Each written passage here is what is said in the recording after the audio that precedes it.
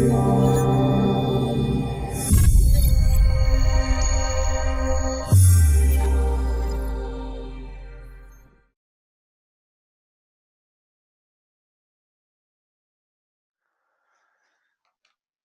so welcome everyone today to the Ostendo Freeway overview. We thought it was pretty timely with the release of Ostendo Update 227 about to come out in approximately a fortnight's time. It will have many enhanced features of Ostendo Freeway, so we thought it'd be a good idea to take you through a few of them now, and also provide an overview to everyone who is not currently using Freeway. So we're going to cover off on a lot of different areas today just to give everyone an idea of what's available with Ostendo Freeway. My name's Michael Graham. I'm the Director of the Cutcher and Neil Software Division. I've been an Ostendo enterprise partner for approximately 10 years and have been involved in the development of the Freeway product since its inception with the Managing Director, Jeff Keith. Also have a number of panelists, so my whole team's actually on the line as well. If you have any questions, please don't hesitate to raise your hand in the question panel, and either Michelle, Aaron or Hannah will respond to those. And towards the end, we'll pick out a couple of questions and have a look and perhaps answer anything directly if need be. I've also included a number of handouts. So in the bottom of your panel, you also see there's 3 handouts there. Believe it or not, they're probably also a little bit out of date now, but there are some FAQs about Freeway. There's also some features and Freeway overview for those of you who are not familiar with Freeway at all. So we'll get started. Essentially, I'm going to take you through a number of different Freeway functionalities. They will impact on customer assets, they'll impact on job field servicing, on assembly issue and receipting, on customers and taking sales orders, on purchasing, on purchase receipting, looking at some more complex data capture, and also some of the reporting you can do using the Freeway device. I'm currently running this on a pretty old Samsung tablet. And you'll see that it essentially works pretty well. I've also got the screen set to large, and this is how it looks straight out of the box without any modifications. You can obviously add your own logos and things like that. The first thing we're going to do is focus on perhaps a sales rep or a field service agent. They visit a customer site and they're going to just check up on an asset and potentially take a reading at the same time. So one of the things we can do is just start a new sheet. We can grab the customer whose site that we're on. I can go and find them by searching, pull that customer back and then decide which sheet it is that I'm going to be doing. And what I'm going to do today is take a new asset reading. It's generating the sheet for me straight away, and it's going to go off and take my GPS position at the time. I can then go away and find the asset, which in this particular instance is this air conditioning unit here, 456. I then enter my reading information. So in this case, I'm going to enter the reading value and also the date that the reading was taken. Depending on your version of Android in this case and your tablets and whether it's Apple or not, you'll get different date and different time functions depending on which Android or iOS operating system you're using at the time. So obviously I took that reading today. I can take an audio note and enter that audio note. I can also add a technician note if I'm on site taking some information.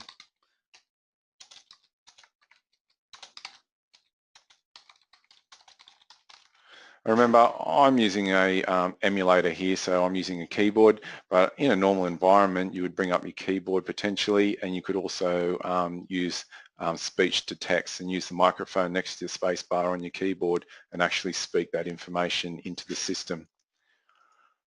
And as you saw above here, I could almost just do a full audio note and that will get saved back into the Ostendo system as well. I can then complete that data sheet.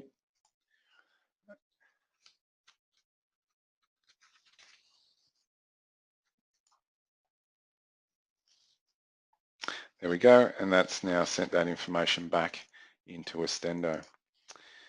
Back in Ostendo, we've obviously got our customer asset, and we can go and find our customer asset there, and then we can look at the asset readings, and you can see on the 27th of the 6th, 2007, you can see there's my reading value coming in. The other thing that does is then that adds then to the actual predictive nature of that asset, and essentially this one has been driven by date rather than the predictive reading cycle, and then I can push that straight into the system the normal way by using service orders required. You can see here, here's my asset, air conditioning unit model number 26. I can select that, push that, and generate that order. Once that order's been generated, we are able to then go and open the assignment board and allocate it to the board. And just so you can see that, here we have our job orders. You can see here's the air conditioning service that's gone in, which is 400,216. By opening up my assignment board, I can go and find that job, which here it is here, my air conditioning service 400,216, and I can throw it onto the assignment board to be done.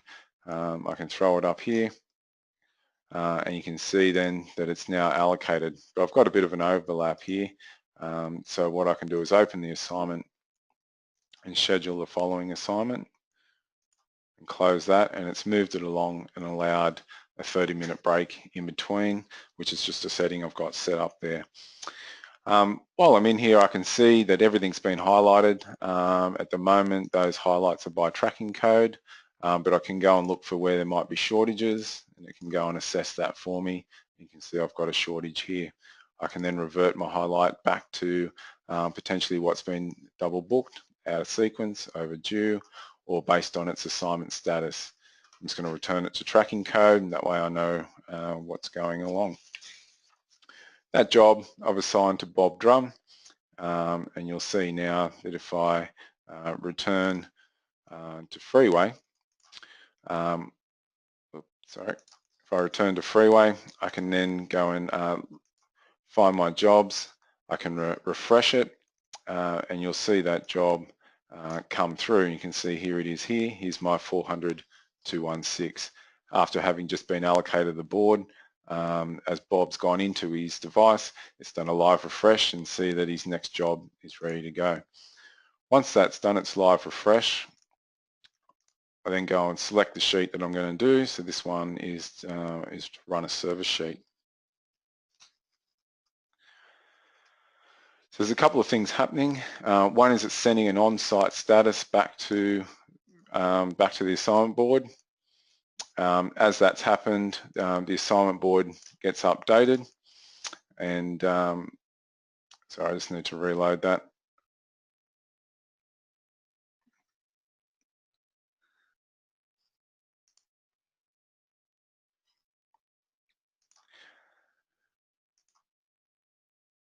Okay, so it sends an on-site indicator back to the assignment board, and also sends a default code back to the assignment board as well. So the assignment board can be refreshed, and it will allow you to the service coordinator to be able to see what's going on back in the office that the job's been started. It'll also move it and shift it based on the actual start time. Once we basically get there, we can have a look and get any information that we need about the job. It'll also give us sheet information. We can see the notes as they get that were created from prior sheets. So those tech notes will come through and can be reviewed and looked at any stage. We can also look at information about the job, the description, perhaps the start and end time that it was assigned, And we also have asset information as well that we can look at.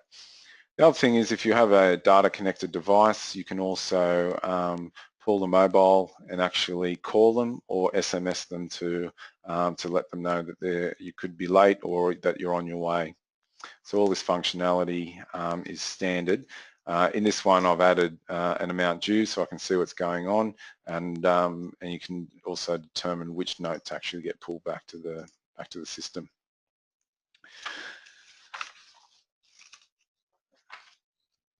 In this particular instance, we have a site risk assessment that needs to be filled in. It's mandatory, so it actually has to be filled in.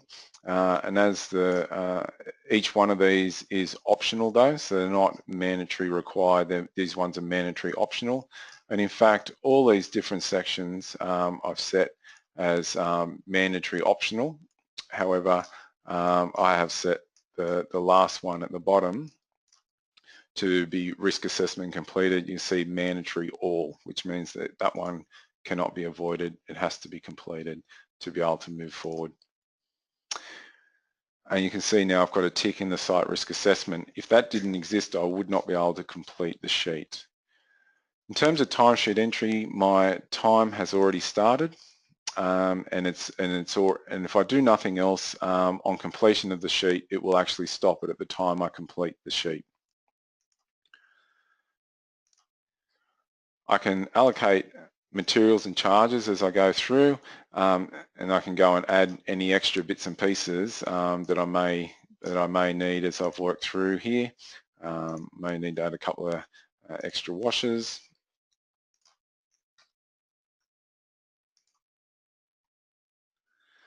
Okay, and if there's any concern about product and things, I can actually do a quick refresh and inquire and see if I've actually got any of these.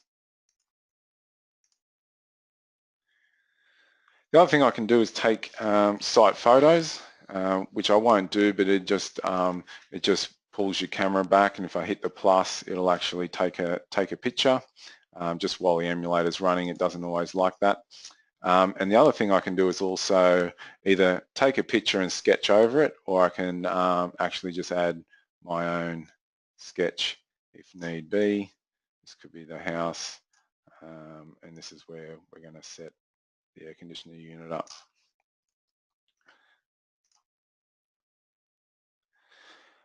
If I'm not sure where I'm going, I can launch Google Maps and ask for directions. I can add service notes to the screen, and those can be determined as to moving towards the job. I can also do technician notes as well if I'm set up to do that, and they could go specifically to the asset and potentially be only seen internally. I can add a technician signature, although it's not mandatory, but as you can see, the customer signature is mandatory. And then I can have the customer sign that away. I can update with a job tracking code, and I can also print the sheet. And in this case, I'm just going to view it to screen for you. And it'll capture the information about the site risk assessment, any start and end times, although I haven't completed that yet, and then what's been issued to the job, any images, pictures, signatures, all those things are all captured and able to be taken back. And then I can complete the data sheet. And that will send that information back into Freeway for me.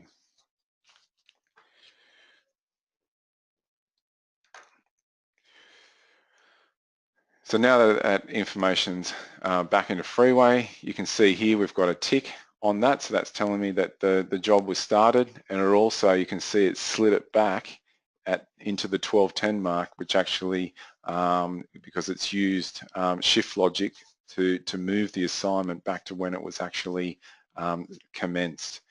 So as the day goes, things can be moved and not moved, but it all depends on how you configure the shift logic to make that happen.